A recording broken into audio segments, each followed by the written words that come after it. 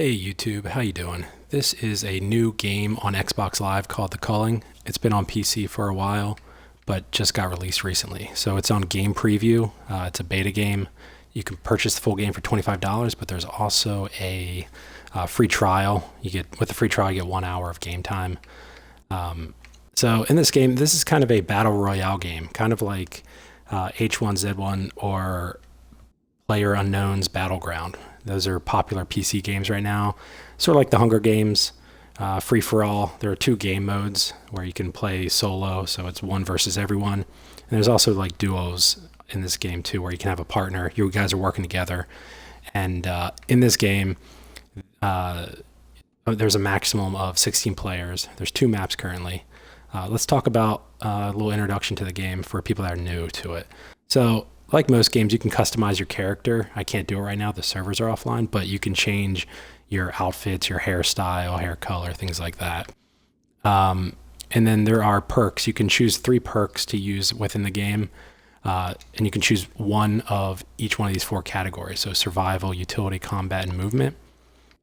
Survival are, things that can help you survive longer in the game, depending on your play style. I'm not going to go over these too much, but utility has things like man tracker. You can spawn with a man tracker, which will help you find people on the map, or you can spawn with a backpack, which will give you all of your inventory slots, which are up to 5. Right now, I'm using money bags, which gives you additional funk, which is the in-game currency, and I'll talk a little bit more about that later. And then combat is bonuses for different weapon types, and movement is movement ability improvements. I'm using recovery, which allows you to regenerate your stamina quicker. And I'm just using these. I'm playing against bots. These may not be the preferred perks used in the game. And then there are airdrops within this game. You can choose what type of airdrop you want. There are 2 different types. There's kind of a mid-game airdrop, which costs some amount of funk. Then the late game packages cost additional funk. You kind of choose your playstyle again. Do you want to get them early, or are you playing long term and you want to get better drops? You can choose there. So we're going to go into training, and we're going to go into an offline match, and we have the 2 maps here, jungle and prison. I'm going to select jungle.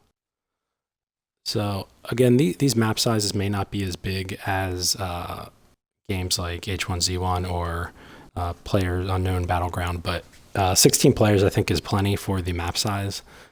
Some people might want to see more players, but I think it's fair. We'll see once the servers get online. So you kind of spawn with nothing. You're just dropped in a random position around the map, and you have to start collecting things, finding things, gathering items, get weapons. Since I have the money bags perk for utility, I only have 3 inventory slots to start. And I'm going to go over some crafting basics. This is the map right here, and you see the red triangle. I'm at the radio tower. It should be really close to where I'm at. It's up here, radio tower, there it is. So we're going to head over this way.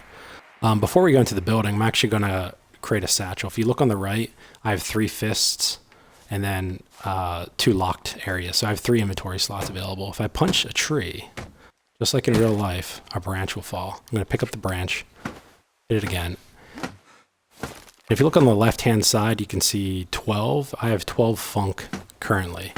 Funk is used for crafting items. So to craft a bandage, that costs 5 funk. So I'm going to create a bandage. I'm going to pull out my fists, punch again. A bandage crafted with a branch will create a satchel. A satchel will give you your 4th inventory slot. This may not be the best way to start a match. I think a lot of people start with crafting a knife, and you learn how to craft a knife within the tutorial. So if you hear flies, that means funk is nearby. You want to collect as much funk as you can. If you see it laying around, just pick it up. It only takes a second. It's very useful.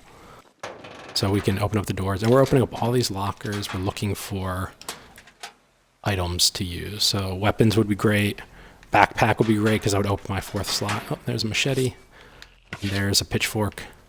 I probably don't need both of these weapons right now. And you can use recyclers around the map to, I think there's a recycler here. Yeah, so these blue things are recyclers. I'm gonna get rid of the machete, press X to recycle, and that'll give me 15 funk. So I currently have 14. I'm gonna have 29 funk. Oh, actually I get a bonus because I'm using Moneybags perk. My first perk there, Moneybags, gives me additional funk. There are these spawners around the map. It costs 50 funk, and you would get an early match item, and it's random. Late game, when they cost 200 funk, you have the chance of getting a weapon, or a gun rather. And these red, these are funk for life. So if your health is low, you can spend funk to heal up at these stations. We're gonna move to, actually let's go over this bridge. On the jungle, there are these street signs here.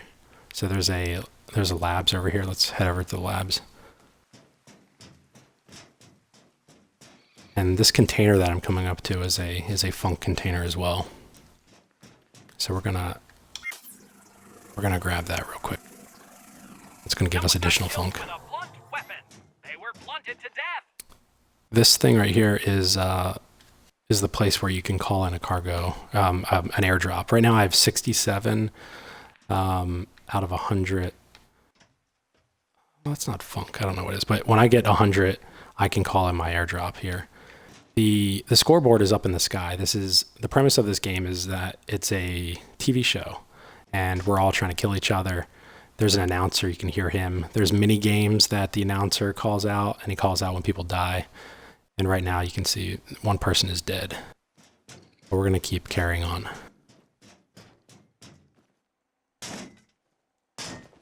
Again, we're just gonna head to buildings here and try to find backpacks. There are health stims, things that can boost certain abilities. And let's see what we got over here.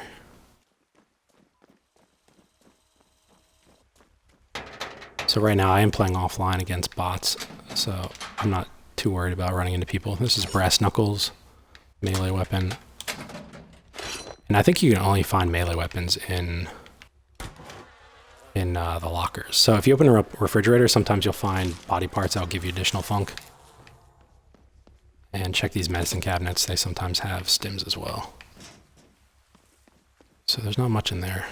Check this building. Oh, there's 3 buildings. Check all the lockers. I hear someone nearby. This is an alarm gun. You can see there's a description of all the items in the lower right-hand corner. This activates an emergency tracker beacon on the target. It lasts for 2 minutes. I don't have a man tracker right now, so I don't know exactly where the person is. And here's Hemo Drip. So if you you can swap items here. Hemo Drip is kind of a healing thing. I'm gonna hang on to that just in case I need that. All right, let's check this other building. Oh, actually, we could have recycled. Oh, I hear the flies. Maybe the funk is inside. Or maybe it's upstairs, actually. It's probably upstairs. There's a real med kit. Pepper spray is a stun type item. Your enemy received a major beatdown. Someone said it killed him. The iron foreskin that I just put on myself is a temporary perk. You can see on the lower left-hand side the green shield with the plus sign. It has a cooldown, you know, it lasts for 2 minutes. Okay, great. I found a man tracker, so I'm actually gonna throw this alarm gun and take the man tracker. This will help me find people on the map, which is very useful. So if I do this, there's someone 72 feet in that direction, 80 feet. He's going away. So it's a great thing to find early game. Also, a backpack would be nice so you can hold a lot of things. Prepare for head to the center arena and trigger the master gas switch. You'll soon be filling everyone's hearts and lungs with toxic fumes. It brings a tear to my eye when I see others get choked up. Get them all choked up in the chokening. So right there, the announcer just talked about one of the game modes in here, or the mini games called the chokening. If you go to the center of the island, there's there's a button you press and all the gas containers on the island will explode. And you can kill a lot of bots that way. You don't get credit for those kills. So, you know, I don't know how important that one is. So this one costs 100 funk now. We're now at mid-game. And you get slightly better items here in the spawners. It costs 100 funk. I only have 76. I need to maybe trade in some things. So let's start recycling a few items here. Gather some funk.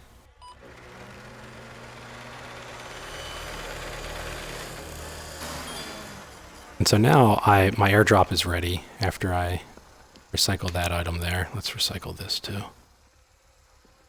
Hammer. Usually these tier 1 items will give you about 15 funk.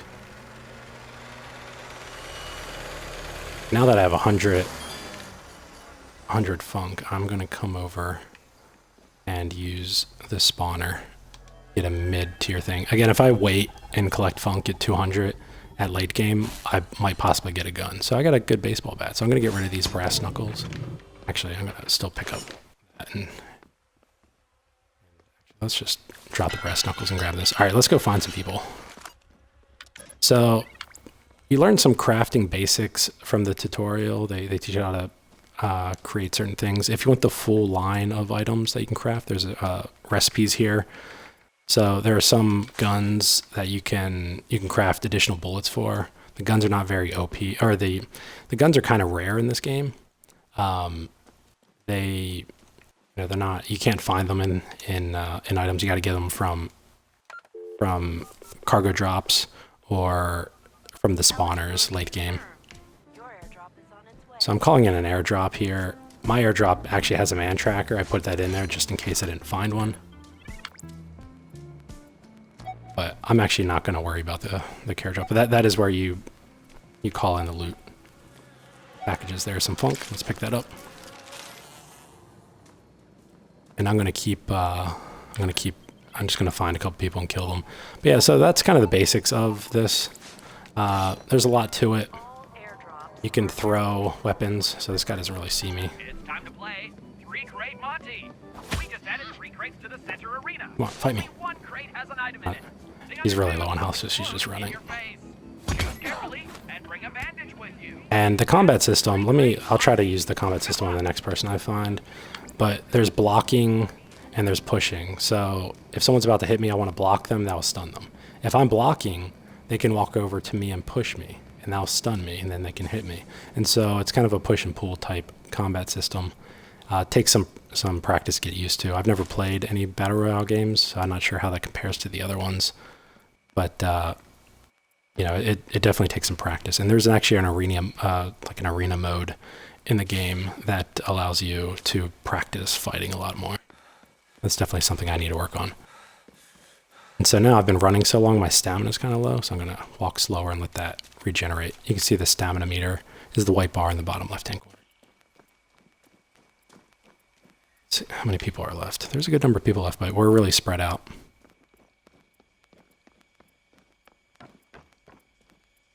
Yeah, the map sizes are pretty decent. Around the world, there are random crates. There are green crates that you can just open. They're free for anyone to open. I think they spawn at random locations. And then there's red crates that require explosives to open. So you can actually craft a simple explosive yourself. All right, all right, this guy wants to fight. So if he attacks me, let's get out of the bushes. I'm gonna try to block. There we go. So he's stunned. I can hit him. And again, if they try to block, I'm gonna try to push them. They're not really blocking very much. See, they just pushed me, which stunned me. Yeah, the bots are not amazing, even though she is doing damage to me. Alright, come on. Go ahead and block. Oh, there you go. So I got stunned because I hit her while she was blocking. So there you go. I got to push, and then let's do a power hit, and she's done. And you can loot their bodies. You can take the items they have. It's pretty nice.